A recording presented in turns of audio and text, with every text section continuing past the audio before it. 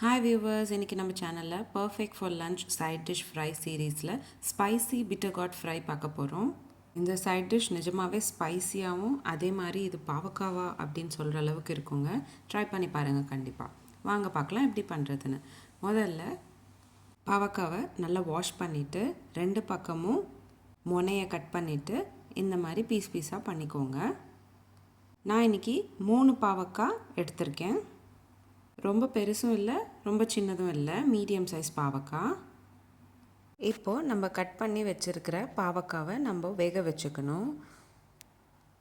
வேக வச்சுக்கிறதுக்கு ஒரு பாத்திரத்தில் தண்ணி சேர்த்துக்கிட்டு கூடவே கொஞ்சமாக மஞ்சத்தூளும் சேர்த்துக்கணும்.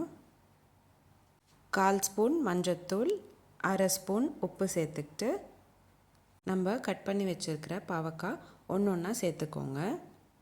பாவக்காய் நல்லா மூழ்கிருக்கணும் தண்ணியில், அப்போ தான் 2 பக்கமும் நல்லா வேகும். உங்களுக்கு பாவக்காய் சீக்கிரமாக வேகணும் அப்படின்னு நினச்சிங்கன்னா குக்கரில் 2 விசில் போல் வேக வச்சுக்கலாம். நான் இன்றைக்கி டைரெக்டாக தான் வேக வைக்கிறேன். மூடி போட்டு ஒரு 10 நிமிஷம் போல் வேக விட்டிங்கன்னா வெந்துடும். இப்போ நம்ம பாவக்காய்க்கு ஸ்டஃப் பண்ணுறதுக்கு ஸ்பைசி சட்னி ரெடி பண்ணிக்கலாம். அதுக்கு ஒரு மிக்ஸி ஜாரில் ஒரு வெங்காயம் பொடிசாக கட் பண்ணிக்கிட்டது சேர்த்துக்கோங்க. கூடவே 1/2 ஸ்பூன் உப்பு, 1 ஸ்பூன் அளவுக்கு காரத்தூள், எல்லாத்தையும் நல்லா பிளெண்ட் பண்ணிக்கோங்க. ஃபைன் பேஸ்ட் மாதிரி அரைச்சிக்கணும். இப்போது நம்ம பாவக்காய்க்கு ஸ்டஃப் பண்ணுறதுக்கு ஸ்பைசியான சட்னி ரெடி ஆகிடுச்சு. பாவக்காவும் நல்லா வெந்துடுச்சு. இப்போது ஒரு பிளேட்டில் ட்ரான்ஸ்ஃபர் பண்ணிவிட்டு ஆற வைக்கணும். அடுத்து ஒரு பேனில் 100 ml எண்ணெய் சேர்த்துக்கோங்க.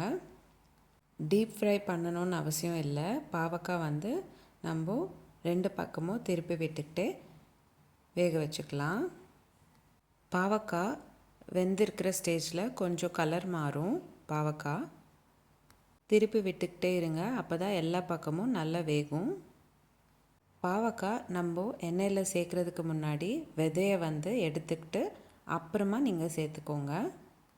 விதையோட கூட நீங்கள் பாவக்காய் ஃப்ரை பண்ணிக்கலாம். நான் இன்றைக்கி வீடியோவில் விதை இல்லாமல் நான் ஸ்டஃப் பண்ண போகிறேன். விதையோட கூட நீங்கள் ஸ்டஃபிங் பண்ணிக்கலாம்.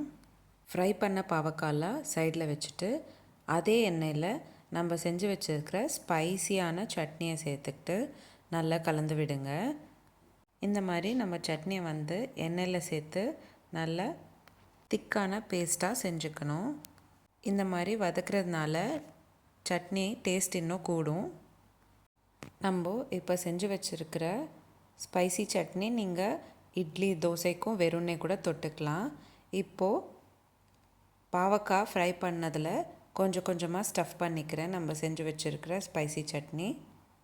நான் இந்த வீடியோவில் காமிக்கிற மாதிரி ஸ்டஃப் பண்ணிக்கோங்க. எல்லா பாவக்காய் ஃப்ரை பண்ணதுக்கும் இந்த மாதிரி ஸ்டஃப் பண்ணிங்கன்னா ஸ்பைசி பாவக்காய் ஃப்ரை ரெடி ஆகிடும். உங்களுக்கு இந்த வீடியோ பிடிச்சிருந்தா லைக் பண்ணுங்கள், ஷேர் பண்ணுங்கள். இந்த ரெசிபி ட்ரை பண்ணிவிட்டு எப்படி இருந்ததுன்னு எனக்கு கமெண்ட் பாக்ஸில் கமெண்ட் பண்ணுங்கள். மீண்டும் சந்திப்போம் ஒரு அழகான ரெசிபியுடன். தேங்க்யூ.